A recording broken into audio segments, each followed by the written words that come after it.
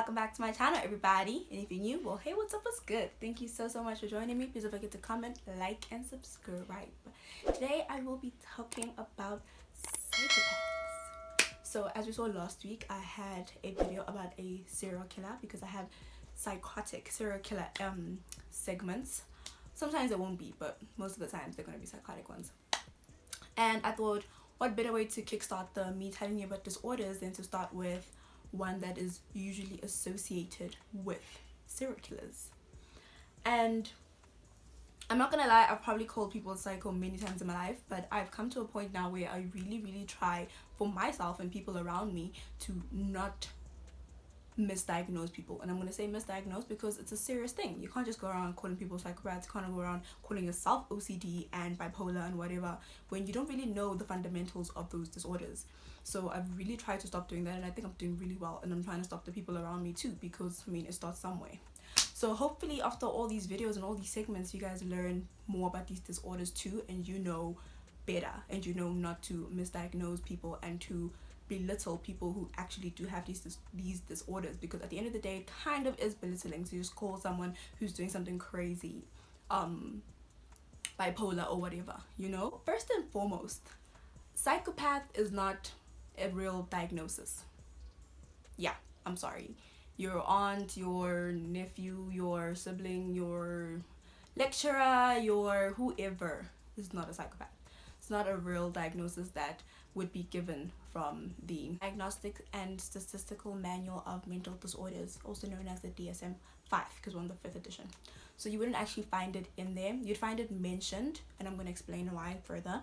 But if we're speaking hardcore, cold stone, psychological facts, you're not going to find it. It's not a real diagnosis. It's just that psychology works on a very broad spectrum, okay? And in this broad spectrum, you can get super bad versions of something, or not super bad, but like super extreme rather versions of something, or you can get mundane versions of something, or you can get lesser versions, you know, like we all know what a spectrum is, you know. It's a vast long thing, so you can find different parts of different things in different sections of the spectrum. So in actuality, if you were to diagnose someone with something similar to psychosis, it would be, well, not psychosis, psychopathy, it would be antisocial personality disorder. That is actually what you would diagnose someone who displays psychopathy with, because that is the first and the foremost disorder. So psychopathy actually just comes from antisocial personality disorder. We're going to call it ASPD. So it comes from ASPD, but it's a more extreme version of ASPD. So ASPD was solidified first, and made into something that you can actually diagnose someone with first. So now antisocial does not mean what society now tells you that it means. That's not the real meaning of antisocial, or rather than, let me say, it's not the meaning of antisocial in the psychological sense and in the sense of ASPD. But I'm just gonna say it's not the meaning, because it's just because the more people say antisocial the way that society deems it to mean, is the less that people will know what antisocial personality disorder is, you know. So we might as well just have one coherent version of antisocial. Normally people would say antisocial as, oh, I don't want to go out tonight, I want to stay in my house and be by myself. Oh, I don't like social gatherings, I don't like social places, I don't like to be with a lot of people, I just want to be by myself, you know. I don't know how to communicate with other people. No, antisocial is, you will communicate with other people, but you won't care about the person you're communicating with. You won't care about their feelings, about their emotions. You're gonna talk to them like you're belittling them, like you don't see them, basically. Like literally, you do not see them. Like, who are you? You're like, an antisocial person is rude and cruel and has no empathy and just doesn't speak to people in a manner that people should be spoken to in. So they're completely like just desensitized to humanization. They just don't care at all. They'll talk to you like you're the scum beneath their shoes. That is an antisocial person. So really antisocial like I said earlier, antisocial equals psychopath, just a psychopath is more extreme. So if you're going around and saying people are antisocial, you're antisocial, essentially you're calling yourself a psychopath, because that is the core of what psychopaths actually have. They have no remorse for human life. They have no, well, psychotic serial killer ones, they have no remorse for human life. They have no care, you know. They, like I said, they dehumanize humans completely, 100%. So you ain't antisocial, boo boo. Now that I've broken down what ASPD is, I'm going to break down what a psychopath is. So a psychopath is someone essentially who displays antisocial behavior. They're manipulative, they're a liar, they can't distinguish right from wrong. And not that they don't know what's right and wrong, it's just that they're so desensitized that they don't care. It doesn't click in their mind. They don't have a conscience. Their conscience is not going to tell them, oh, you shouldn't do A, B, C, D.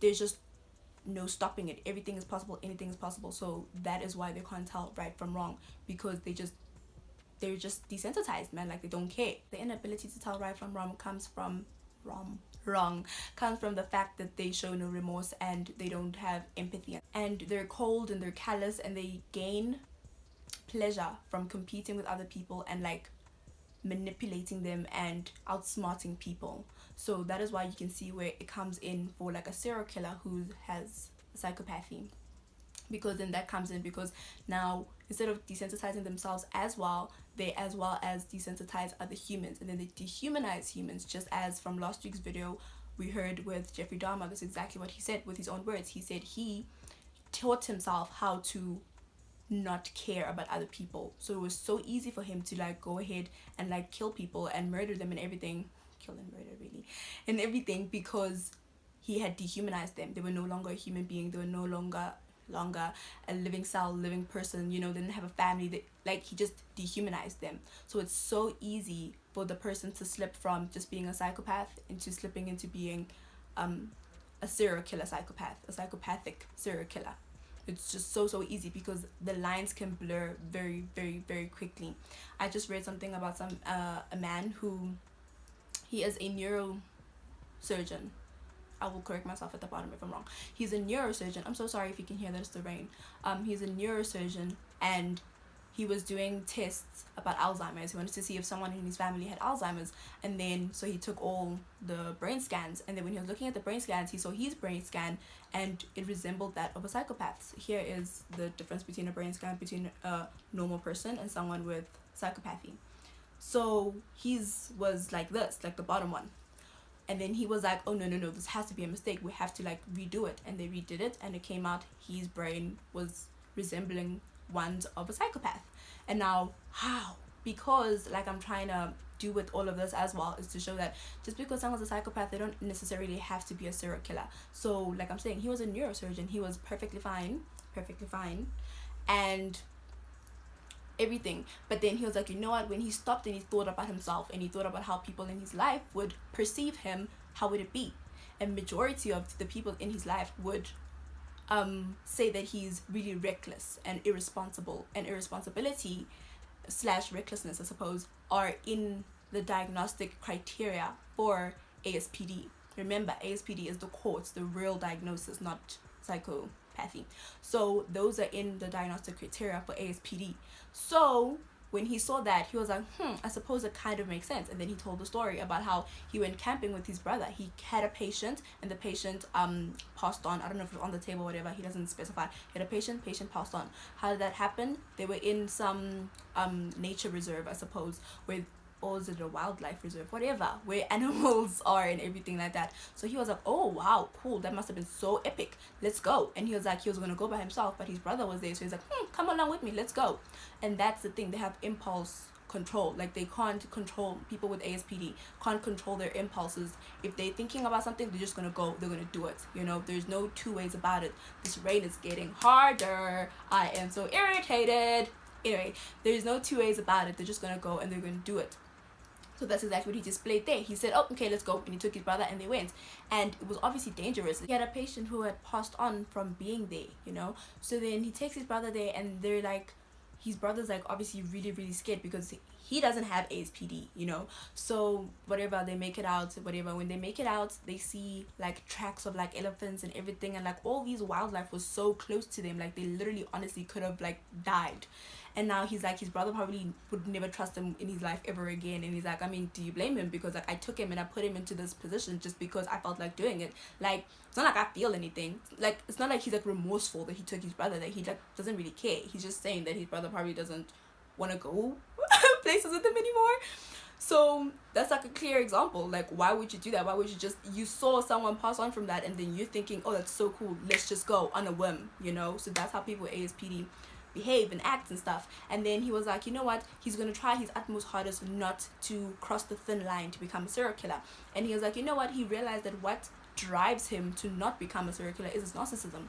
And now narcissism is also on the spectrum, but I'm not going to speak about it today because that's not the disorder. So it's also like further, like more like this way, because now again I said psychopath, he's bad, so I have to say it that way. So narcissism is more that way in the spectrum, but it's also a part of ASPD because it's also a personality disorder, so they're all kind of grouped together. So he was like, he supposes it's his narcissism that gets him through and makes him more determined to be the best neurosurgeon and be not so psychotic serial killer. And then another piece of like evidence to show that psychopaths can move on to day-to-day life without becoming a serial killer is to also point out that besides that man that I just spoke about, there was other tests that were run, and a test that was found in one of my books, and it states that they ran a test on like successful business people who have like psychopathy, right?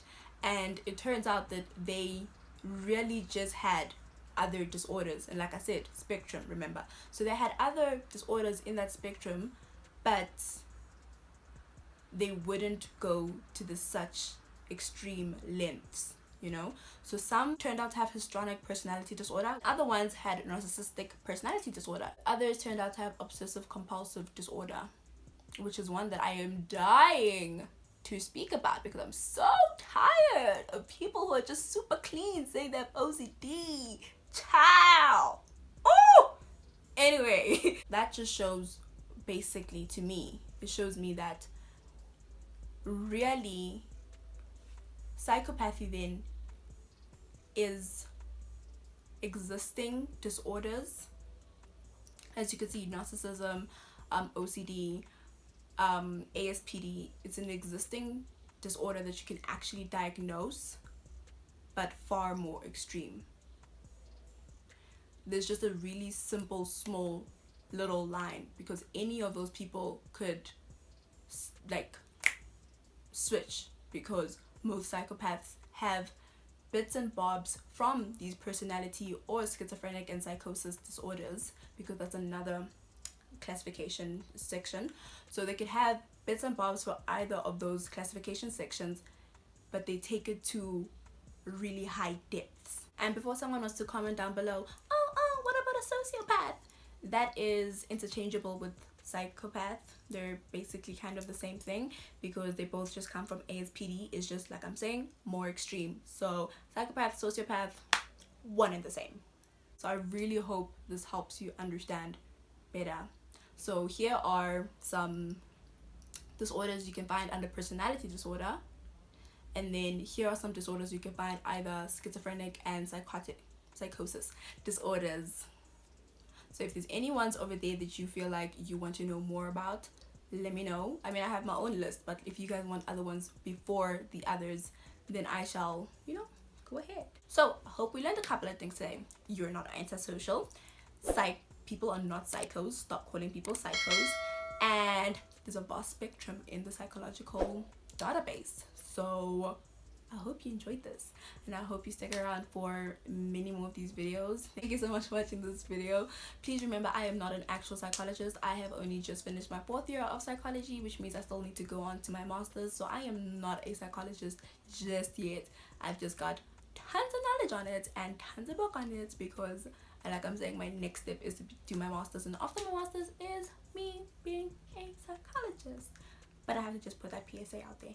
But thank you so much for watching. Please don't forget to comment, like, and subscribe. And I will see you next week. Bye.